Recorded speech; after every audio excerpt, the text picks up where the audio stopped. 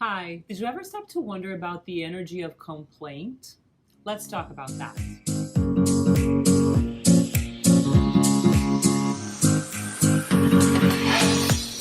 Hi, I'm Paola Ranova, founder of Ranova Enterprises and creator of the Cardinal Method of Life Connection. And today we're going to talk about the energy of complaint. So, you guys know I talk about this a lot in my videos and my blog. And I really want to clarify here. What does complaint do to us? What is that energy? Why is it so detrimental to your life, to your health, to all the good things in life?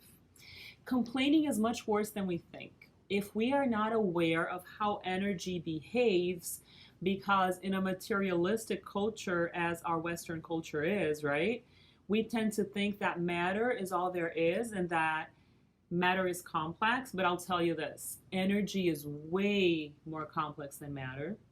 It behaves mathematically, behaves geometrically. It's a very precise science. Energy and the subtle world are extremely scientific, if you will, because they're mathematical, they're geometrical, they're precise, they're proportional.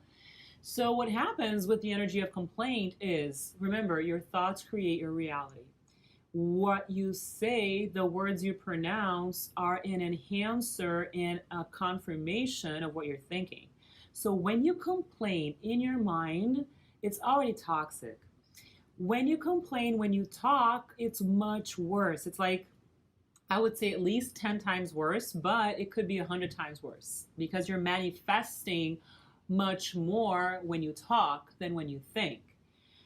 And since thoughts create realities and since words create reality, if you complain, what are you creating? You're creating the exact reality that you hate. You're reaffirming the exact reality you do not want. So I always say to people, do not focus on what you do not want, focus on what you want. If the present moment situation is not ideal and you don't want that present moment situation, focus on something different. Focus on the future that you want. Visualize what you want. Don't pay attention to the temporary present moment reality that you're not happy with, connected with on an emotional level. But if you're connected with it on a mental level, which is the energy of complaint, you are wired to create a non ideal life. So complaining equals creating the worst life possible. Complaining equals validating what you don't like and what you don't want. Complaining equals creating what you are so disconnected from on a higher self perspective. So, who's creating your life? If you're complaining, it's either the wounded inner child or the controlling ego. It's the lower self in another vocabulary, if you want to use other words for this.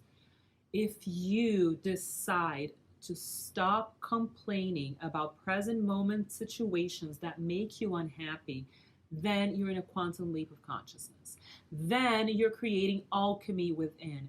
Then you are becoming the responsible adult who wants to know herself or himself and who wants to surrender to a higher self perspective and therefore create the best life possible, because your higher self, when it's in the command of your life, will create the most amazing life possible.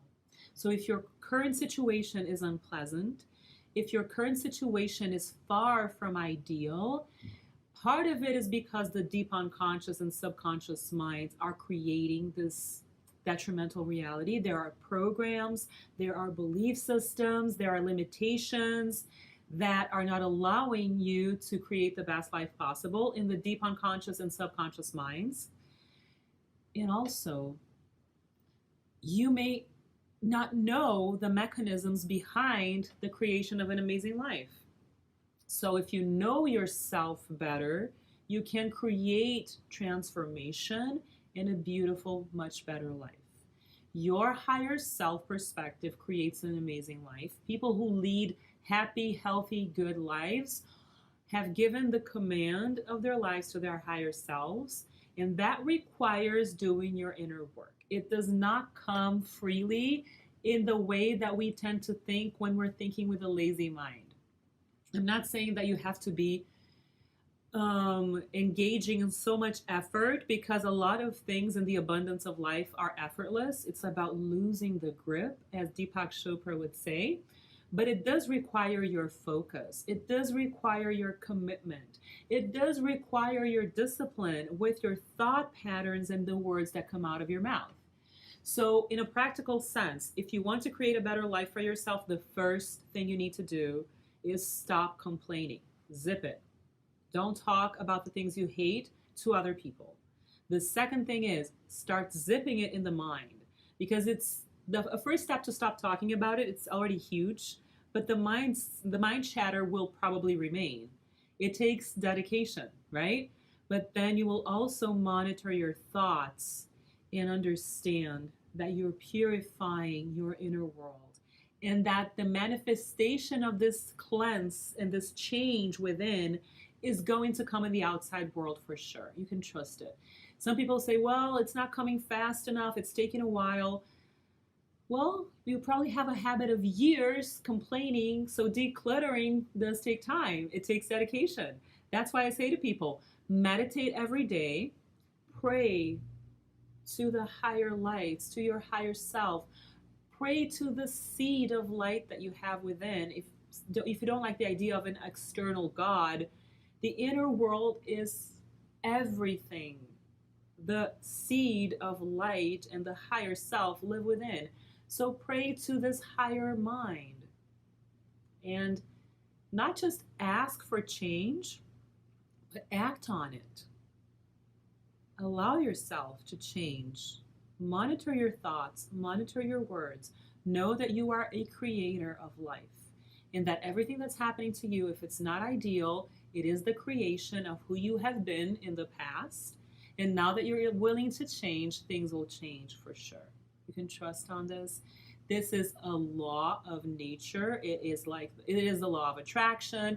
It is the law of magnetism. There are so many subtle laws that science is now starting to tap into in humanity. And these laws have been working forever. They are beyond our will.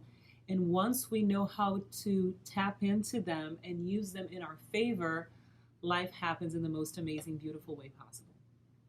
So this is what I wanted to share with you today. It's time to stop complaining. It's time to start understanding the consequences of complaint. And most importantly, the benefits of not complaining for yourself, for other people, for the world, and for life. Thank you so much for being here. I'm so grateful for everybody who's been signing up to our YouTube channel, following us on social media, signing up for our newsletter, and just being present. It's wonderful to have you in our journey, and I will see you soon. Bye-bye.